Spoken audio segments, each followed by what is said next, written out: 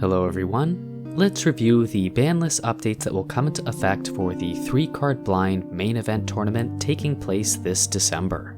As a reminder, you voted on these 5 cards as a community to determine whether they would remain legal in the format or be added to the ban list. And to cut to the chase, all 5 of these cards were added to the ban list. Lightstall Inquisitor was the least favorably voted on card this month. It was the most popular threat in the format for 2 months in a row, and it only narrowly avoided being banned during last month's ban vote. It was fun while it lasted, but there was no signs of this card slowing down, so it makes sense that it should take a break from the format. Players were mostly in agreement about Cecil Dark Knight being added to the ban list, and after seeing 8 out of 29 exemplar players running the combination of Cecil and Encroach at the highest levels of the tournament, it's not surprising to see that people are not interested in the card sticking around.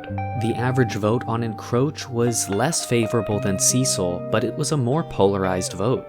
You can see that there was a small faction of players that were strongly interested in seeing Encroach remain legal in the format. I suspect that that's because on a surface level, Encroach seems like the type of card that there's a lot of counterplay to. You could simply run a deck that is using basic lands, or opts to not use lands altogether. The challenge is, right now, those decks are few and far between. And at least in the context of last month, the deck that was best able to use a basic land and get away with it was the Cecil Encroach deck itself. After being unbanned for August's event this year, Rishadan Port remained legal for a long time. Although the community has ultimately come around and believes that the card belongs back on the ban list, I do think that this was ultimately a pretty successful unban. Both veteran players and new players alike got to enjoy a format-defining, powerful card without that card being so disruptive that the meta wasn't recognizable. I do think it's the type of card we could return to again in the future, but after 3 months in a row of it being one of the most popular cards in the format, the card has earned a well-deserved break.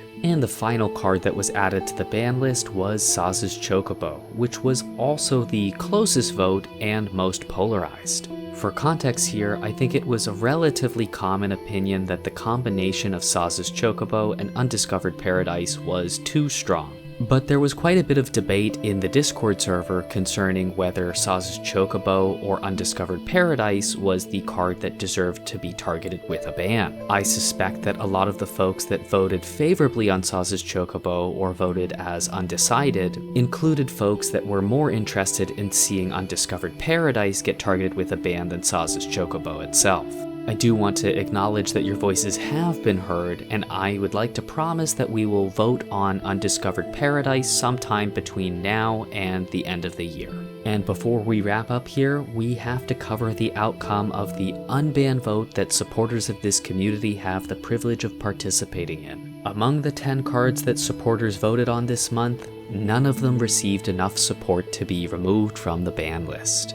And with that, you have all the information you need to start brewing up your deck for December's tournament.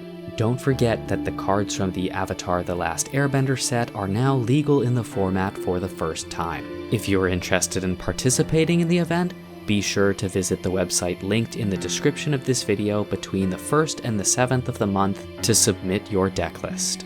Best of luck and happy brewing. Thanks for watching everyone, and see you soon.